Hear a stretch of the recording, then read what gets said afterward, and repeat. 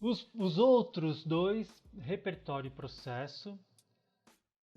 Repertório e processo eles podem se tornar características quando eles assumem essa força pregressa, extrema.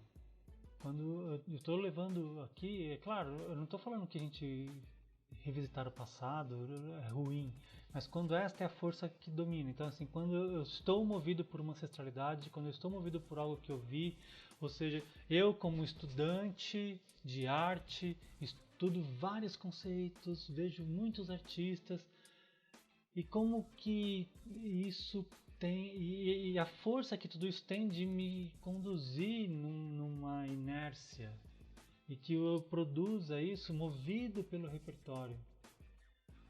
Como que o repertório a gente lida com ele dessa maneira? Uma professora minha falou uma vez, isso nunca saiu da minha cabeça, né? Ela falou: vocês querem ser artistas? Vocês estão estudando um monte de coisa aqui, na hora de criar, você tem que esquecer tudo. Esqueçam tudo.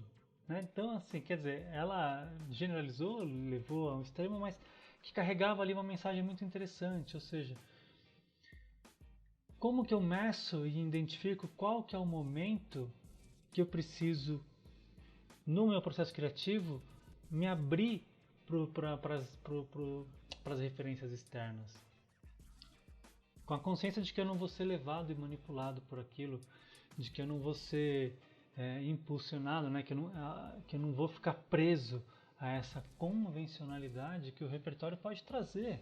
Agora, depois que eu estou com aquilo estabelecido, com aquela composição, é muito importante eu me conectar com o repertório até para poder fazer a lapidação, né? A lapidação da coisa, ela pode ser muito fértil, pode ser muito frutífera quando o repertório soma, traz contribuições, ou quando eu preciso argumentar sobre aquilo, aquela obra eu preciso.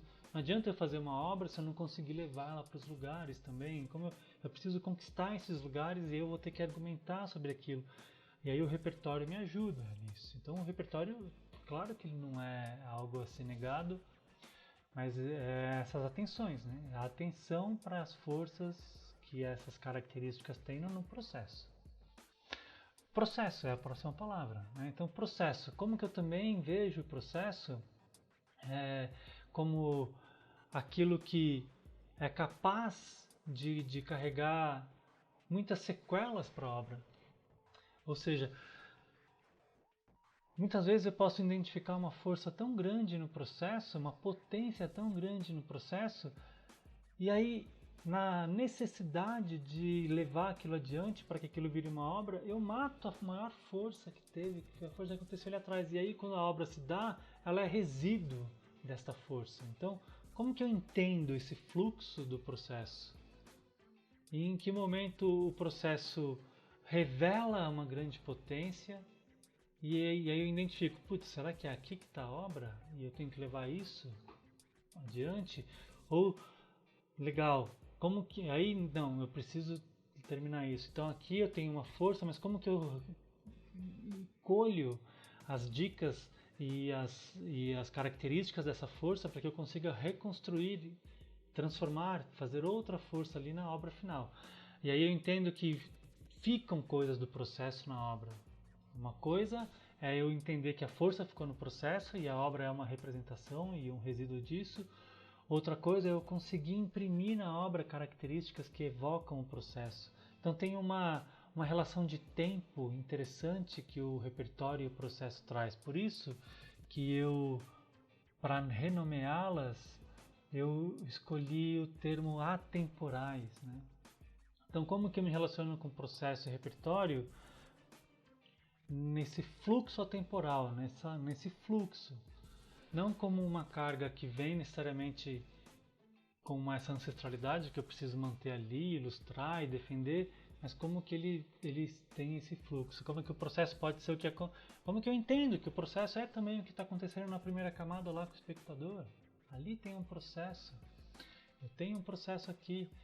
A obra pode ser um processo ativo, ou ela pode ser fruto de um processo que carrega essas forças, ou quando eu entendo e tenho o desprendimento de perceber que o processo é efêmero e morreu, não fica. Eu identifico ali rastros do processo, mas que eles estão ali muito estruturantes como suporte. O que está ativo são outras coisas. Esse é um outro fluxo de atenção que eu preciso ter também para me desprender e falar, legal, processo, obrigado, acabou, agora o que a obra tem aqui é outra coisa. Ficou ali, eu sei, eu identifico se é fotografia, se é digital, embora hoje em dia nem sempre dê para identificar. Então, assim, mas eu tenho um rastro do processo que está ali, mas nem sempre este rastro está ativo como potência. Muitas vezes esse rastro está ali passivo, dando estrutura para outras coisas que se manifestam ativas ali. Então, há temporais nesse sentido, como que eu não me vinculo a um tempo determinado para o repertório, nem para um tempo determinado como processo. Entendo o repertório que possa ser construído, entendo o processo que possa ser iniciado lá na frente.